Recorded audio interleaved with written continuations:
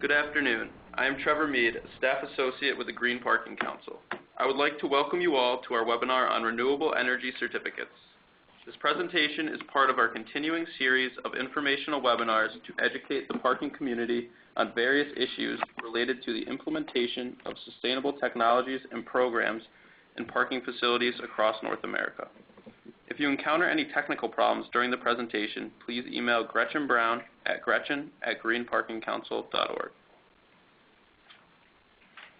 Renewable energy certificates, also known as RECs, provide parking facilities with the opportunity to take part in the transition to clean energy, even if on-site sustainable power production is not an option. Today's presenters will provide us with the ins and outs of renewable energy certificates, as well as shine light on the value they present to the parking industry. In a few moments, our first presenter, Mr. Blaine Colson of the U.S. Environmental Protection Agency, will discuss what exactly a REC is, how RECs work, draw a comparison between RECs and on-site sustainable power production, and provide us with an overview of the EPA Green Power Partnership Program. Our second presenter, Mr. Shay Orell of the Green Mountain Energy Company, will address specifics behind the cost and value of RECs, the differences in the types of RECs that are available, and delineate the process involved in attaining RECs. Each speaker will speak for 10 minutes. Please enter any questions you have into the chat box located on the left-hand side of your screen. We have allotted 15 minutes at the end of the webinar to answer any questions and hold a discussion on how the industry can move forward with the information we have gained here. The webinar will run no longer than 1 hour. Without further ado, I would like to introduce Blaine Colson, the Director of the U.S. Environmental Protection Agency's Green Power Partnership Program. Blaine has built a career by helping stakeholders utilize sustainable technologies and strategies to maximize capital and minimize environmental impacts. Since joining the EPA, Blaine has worked on energy efficiency in residential construction, product performance labeling, and commercial and institution building management. Prior to joining the EPA, Blaine served as the Associate Director of the Sustainable Buildings Industries Council. I will now turn the presentation over to Blaine. Great. Thank you, Trevor. And thank you, everybody, for giving me the chance to chat with you today. What I want to do is move fairly quickly through some information about the Green Power Partnership. We're the federal government. We're here to help. The GPP is one of EPA's national voluntary climate change programs. We sit in the same piece of EPA as Energy Star, which is a fairly well-known efficiency brand. We are the energy supply side of the EPA energy equation. And we do these basic 3 buckets of things, right? We provide some benchmarks for the market on how much green power is enough, what in fact constitutes green power. We have some product and technology standards so that everybody who is engaged in this market is assured of the environmental outcomes that have driven them here in the first place. We provide a suite of planning and implementation tools for our partners, and we are, I hope, a very successful recognition program, right? Helping our partners communicate to their stakeholders about their green energy investment, why, how, what, why it's important, and how, in fact, some of their stakeholders can take advantage of these same opportunities. We sponsor the annual Green Power Leadership Awards. That process for 2012 actually just concluded. It's a remarkable list of leaders from across the U.S. economy, and I would encourage folks to come to our website and take a look. Right? Just take a look at the stakeholders that have been recognized.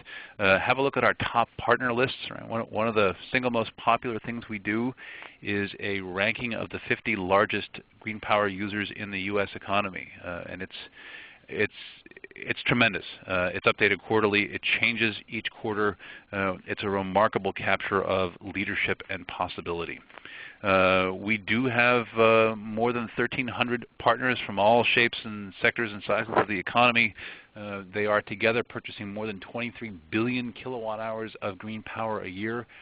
The overwhelming majority of that 23 billion kilowatt hours, 70-some% of that, is in the form of RECs. RECs are a tremendous, tremendous instrument for achieving financial and environmental outcomes, and we're gonna dive into that a little bit here.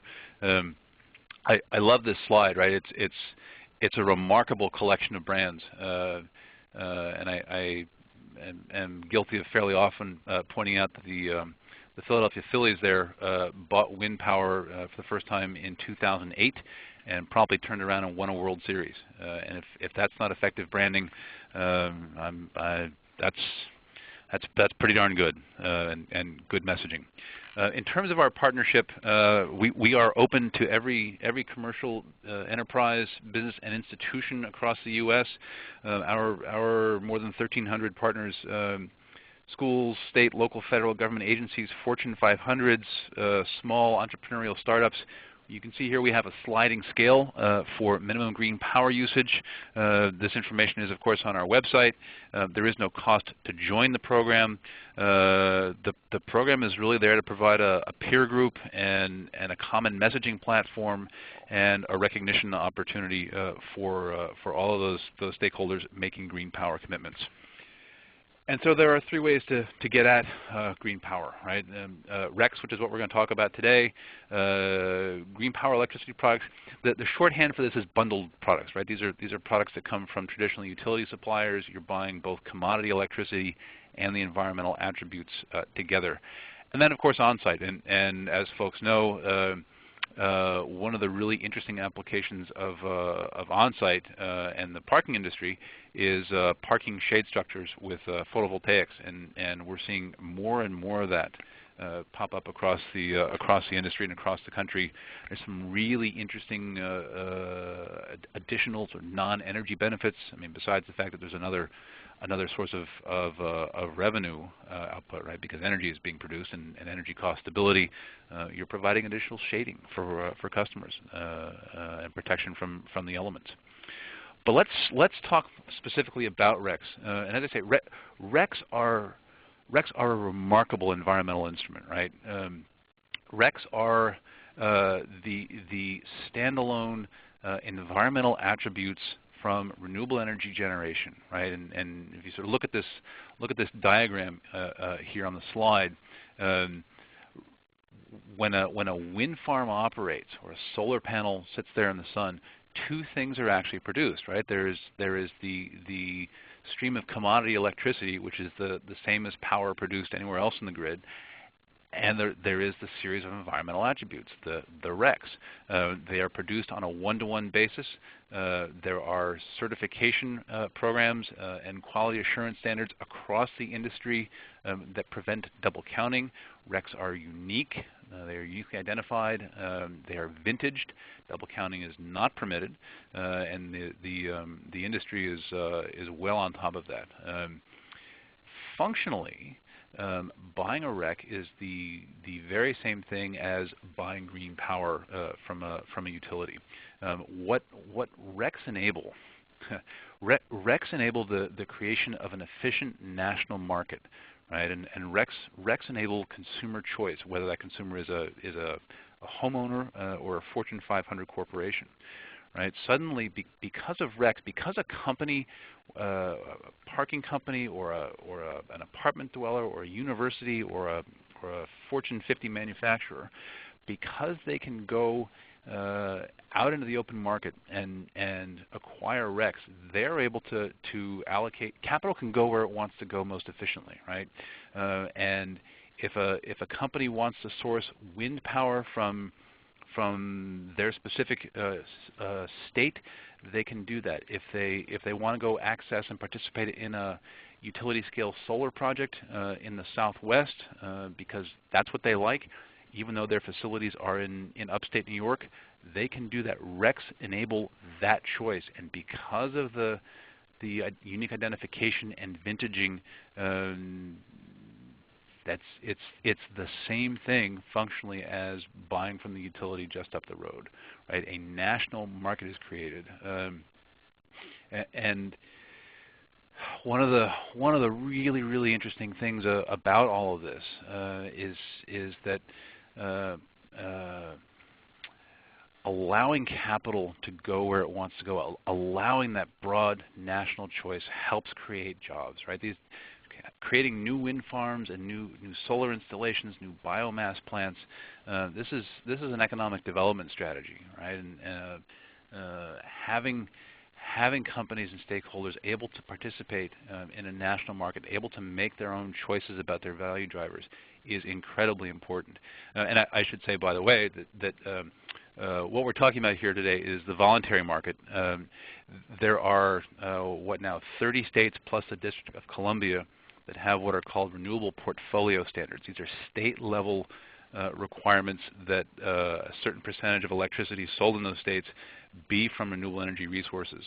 And RECs are far and away the prevailing currency and compliance mechanism of those RPS markets, just like they are the prevailing transactional unit here in the voluntary markets. Right? So that's actually a pretty useful piece of backstopping. And I will say this, knowing that my time is drawing short here. I've been in the energy and environmental space here for 20 years now, which is a little bit surprising. I have not yet seen a corporate environmental strategy as effectively and quickly and compellingly galvanize the attention of stakeholders as a clean energy strategy.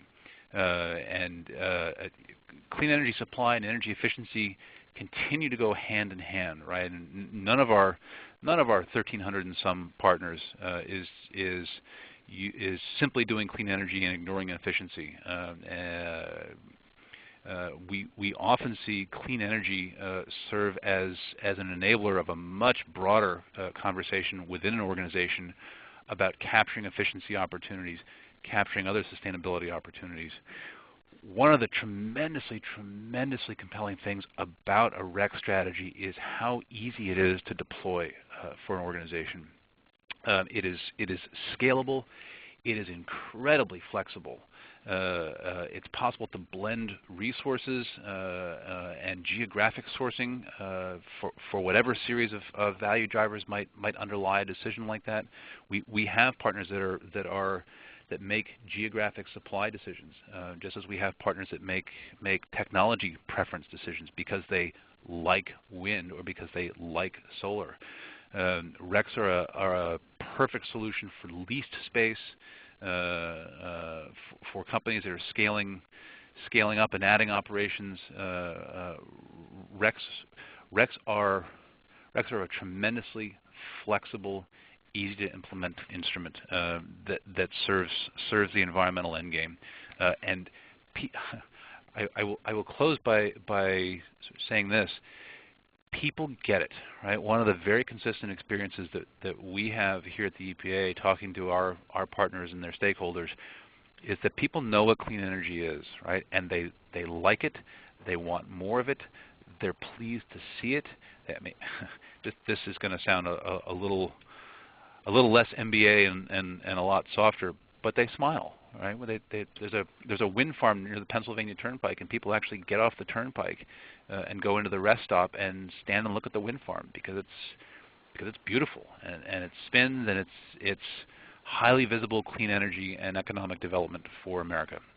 So let me close there. My contact information is here. I'd be glad to speak with anyone downstream, provide more information, answer questions, and do whatever we can do to be of service. So, Trevor? Thank you, Blaine. I will now introduce our second presenter, Mr. Shea O'Rell, the Director of Commercial Solutions at Green Mountain Energy Company.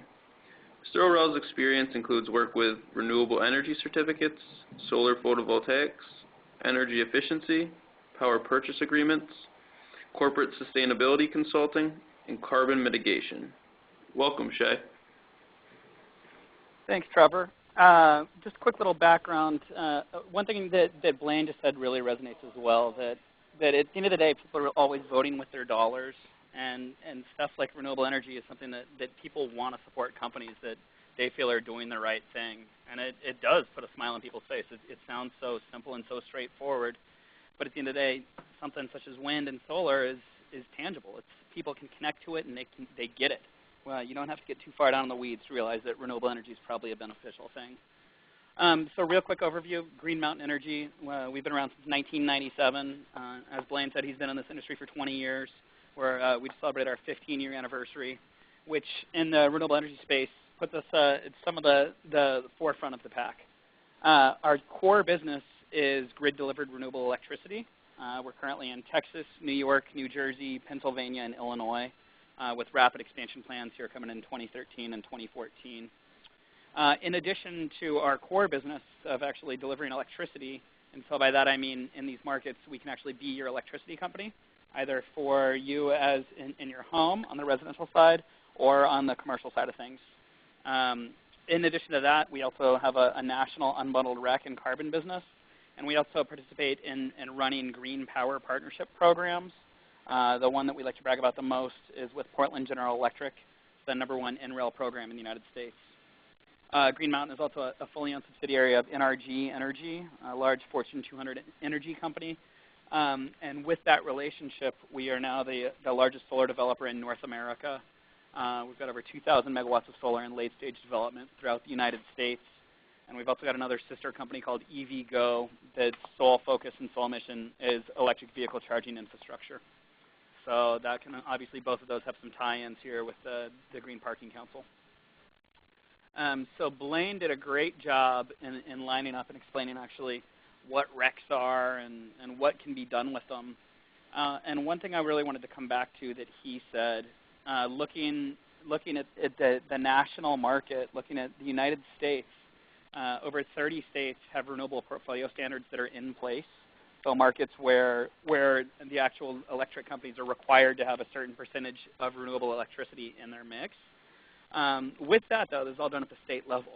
So with that comes a high degree of fragmentation. For example, the rules in Texas are very different than the rules in somewhere like New Jersey. So with that, you see different technologies that are allowed in, as well as different geographic restrictions. And all of that, what that really leads to is a pretty big spread in pricing. So a quick little example here I wanted to point to. If one were looking to buy solar RECs, specifically from solar in the state of Massachusetts, you'd be paying around $200 a megawatt hour. Whereas if you were looking to buy wind RECs that were coming from anywhere in the United States, you're around $1 a megawatt hour. So a very big spread on pricing. A lot of it's tied back to actual technology as well as geographic restrictions. Also for this audience as well, REC pricing, just like many things in life, are obtained with scale. So obviously your per unit cost is going to be a bit higher on little tiny transactions versus someone like the Intels of the world that are going out and buying millions of megawatt hours of RECs at a time. Blaine touched on compliance versus voluntary markets. Compliance markets being those that are driven by RPS standards. For this audience, the voluntary market is really what we're focusing on. People are going out and they're making a decision to do these purchases either to achieve some certifications or for internal obligations or for marketing purposes. And for this audience, the Green certified RECs are really going to be the default product that everyone wants to look at. Green is run by a nonprofit based in San Francisco called the Center for Resource Solutions. And Green has become the de facto voluntary market REC standard. And Blaine or I could both share some more information on that if anyone's got some questions there. Moving on to the next slide. So drivers, we kind of touched on this already. Why do people want to go out and do this? You know, what's the real advantage to be had here? And we see a number of drivers that are actually coming down the pipeline. First and foremost, internal sustainability goals. If a company says we're committed to reducing our carbon footprint, RECs are a great tool to actually help you carry that out. And that ties right in with marketing initiatives as well. If you look at some companies like Ziploc has ran a very good campaign tying their product directly to wind energy. And then there's also certifications, such as getting offered out by the Green Parking Council, where part of their qualification to attain certification is a green power component. Trevor has plenty of information on that, and it's something that we're very encouraged to be seeing. A good parallel is LEED, which is Leadership in Energy and Environmental Design, which applies more directly to buildings. So the Green Parking Council is filling a good void in the market where we feel like there's a lot of opportunity. Renewable energy also provides a very good long-term price hedge. And I put on this slide where applicable. Obviously, if you're just going out and you're buying some RECs, you're buying 2012 RECs, you're not really hedging any of your electricity costs in the future. Whereas if you went another direction, Blaine had mentioned putting solar on one of your facilities, If you're installing solar, you're actually locking in your power prices at a fixed rate for anywhere between 15 and 20 years, depending on the duration of the contract. Final bullet point, mandates. We mentioned state renewable portfolio standards where load-serving entities or utilities actually have to go out and either buy renewable electricity or build these facilities. So those are what we see as the main drivers to this market. From our point of view, from this group, there's a couple different ways that we can actually go about purchasing. Once again, Blaine briefly touched on this as well. Two ways that this group can really go out and do REC deals. First and foremost is what we call a bundled deal. Depending on the market that you're in, there's deregulated markets where people get to choose their electricity company. Texas would be an example of that, New Jersey, New York, Pennsylvania. In all those markets, companies such as Green Mountain operate, and you can choose not only your provider, you can choose green content if that's the direction you want to go. That's also the case in regulated markets. So a market like Oregon, where we have a program with Portland General Electric, once again, you can choose to have green power. As with everything in life, there's some benefits to going either direction. One thing that's oftentimes attractive about a bundled transaction is that it's streamlined. You're doing one deal. You're going out and signing up for your normal electric deal. There's no extra contracting. There's no extra line item in your budget necessary. Whereas over on the flip side, looking at only a REC-only deal. So you're staying with whoever your incumbent electricity provider is, not having to deal with that. And then you can go out and you can choose not only what kind of RECs you want to buy, but who you're going to buy them from. One potential downside there is you are looking at two contracts. You're still going to have your standard electricity provider. Then you're going to have someone that you're purchasing RECs from. Blaine's group does a great job of laying out a bunch of green power providers. Provided a hyperlink here so you can actually go and see some choices here. And once again, if you've got any questions, feel free to reach out to me directly. Here's all my contact info, and thank you for your time. Thank you, Shay. A few questions here for either Shay or Blaine. For a parking facility owner or operator who's made a decision that they want to allocate a certain amount of their electric consumption to renewable energy sources, what would you recommend as a good first step for them deciding whether to go with a renewable energy certificate or, if it's possible based on their location, a traditional sustainable power production on site? Well, I'll take a shot at that, and Shay, we'll compare notes here, right, and see what we come up with. The thing that's going to be interesting about RECs, if I had a parking facility, I think that I would take an initial look at RECs so that I could get something in place and have a visible and exciting success sort of right out of the gate. In part because it's going to then take me a little bit of time to assess and understand my solar opportunity, invite a couple of vendors in to take a look at my site, prepare some proposals, get those in, take a look at them, make a decision. Right? There's going to be some time there, and it is not in fact unusual for us to see in the partnership pretty much exactly that kind of behavior. Right? We'll see a partner come in at 20 or 50 or 100% of their load with a REC green power solution, and then start to take, once they've got that in hand and everyone excited and successful, they'll start to take a look at what the on-site opportunities are and blend those into the portfolio as they go forward. I would really agree with Blaine's viewpoint there. Another thing that always pops up is the space owned versus leased. Obviously, if you're looking at distributed generation and putting solar in, it's a much longer term of a time commitment, whereas RECs do give you some immediate flexibility and the ability to get people on board. So they certainly can complement each other, and it's important just to figure out what's the right first step for your company. And RECs provide those choices, as do on-site generation. Interesting, thank you. And then back to the compliance or the mandatory market. So in those states where it's mandatory for the electricity to be sold at a certain percent renewable, would that mean that there's many parking facilities around the country that are actually maybe consuming renewable energy as a portion of their energy consumption and not even be aware of it? There certainly could be, depending on what state you're in. Let's say New Jersey, for example, which has a fairly aggressive RPS, a little bit below 9% of the actual electricity loads coming from renewable resources. Generally speaking, though, when we see businesses that really want to market this and become a champion in the cause, they're looking to get much above and beyond that threshold to go to either 100% green or 50% green, something where they feel like they can really hang their hat on and it's not just doing business as usual.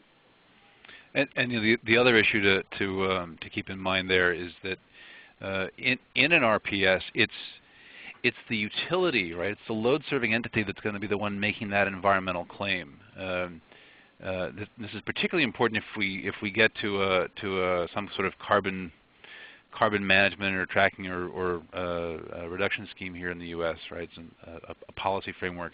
But even just for making environmental claims from sort of a corporate citizenship perspective, if a parking company is operating facilities, let's say in New Jersey, where the utilities are sending 9% clean energy out through the grid, the utilities are going to be the one claiming that 9% emission reduction, right?